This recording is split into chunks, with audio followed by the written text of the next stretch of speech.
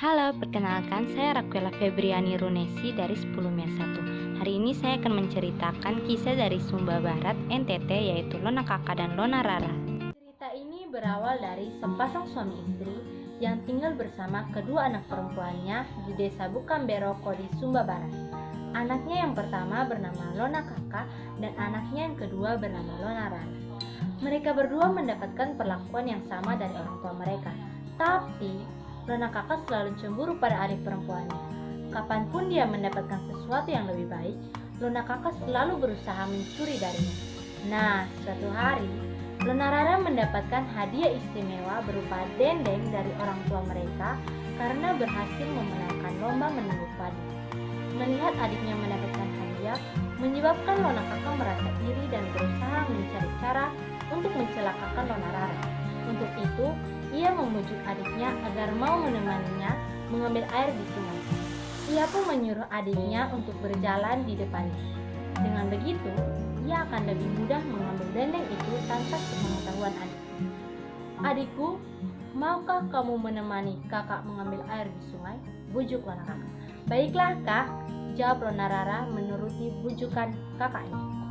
Keduanya pun berjalan menuju ke sungai sambil memikul dua buah wadah air yang terbuat dari bambu. Lona Rara berjalan di depan, sedangkan Lona Kakak mengikutinya dari belakang. Tanpa curiga sedikit pun, Lona Rara menyimpan dendengnya di wadah airnya yang belakang. Beberapa kali Lona Kakak berusaha untuk mengambil dendeng itu, namun tidak berhasil karena selalu ketahuan Lona Rara. Meski begitu, Lona Kakak tidak kehabisan akal. Setibanya di sungai, ia segera turun mendahului adiknya untuk mengambil air. Setelah mengisi wadah airnya hingga penuh, ia kembali naik ke darat dan menyandarkan wadah airnya pada sebuah batang pohon. Adikku, kakak sudah selesai. Kini giliranmu untuk mengisi wadah airmu.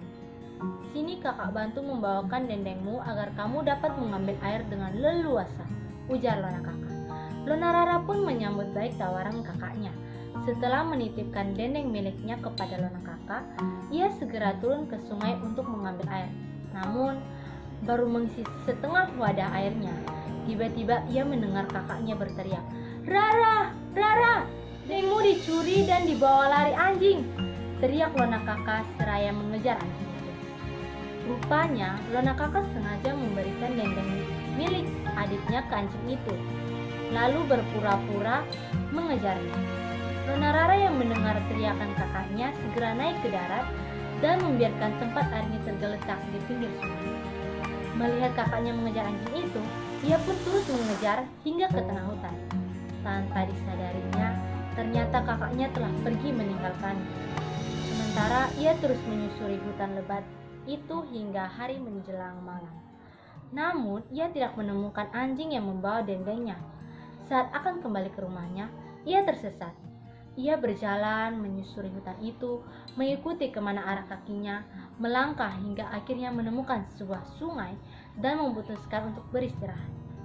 Ia duduk di atas sebuah batu besar di tepi sungai sambil bernyanyi mengungkapkan kekesalan terhadap tindakan kakaknya. Karena nyanyiannya tersebut, Lona Rara bertemu dengan seorang pria tampan. Pria tampan tersebut muncul dari sebuah jeruk yang dipetik Lona Rara. "Hai pemuda, kenapa engkau tiba-tiba muncul dari dalam buah jeruk ini?" tanya Lona Rara dengan malu-malu. "Maaf putri, bukankah putri sendiri yang meminta bantuan kepadaku?" jawab pemuda itu sambil menduduk untuk memberi hormat di hadapan Lona Rara. "Siapa sebenarnya engkau ini?" Lona Rara kembali bertanya. "Saya adalah Gelawa Maroto. Seperti yang putri dendangkan dalam lagu itu, saya datang untuk mengantar putri pulang ke rumah dan memberikan ketentraman kepada putri," ujar pemuda tampan yang mengaku bernama Gelawa Maroto. Hati Lona Rara menjadi senang, bercampur heran karena tidak menyangka nyanyiannya telah menjadi kenyataan. Hari pun sudah gelap. Gelawa Maroto mengajak Lona Rara mencari tempat untuk beristirahat. Setelah menemukan sebuah gua yang cukup luas, mereka pun segera membuat api unggun dan menangkap seekor ayam hutan untuk makan malam mereka. Keesokan harinya, Ketika mereka sarapan, mereka pun saling berkenalan, jatuh cinta, dan akhirnya menikah.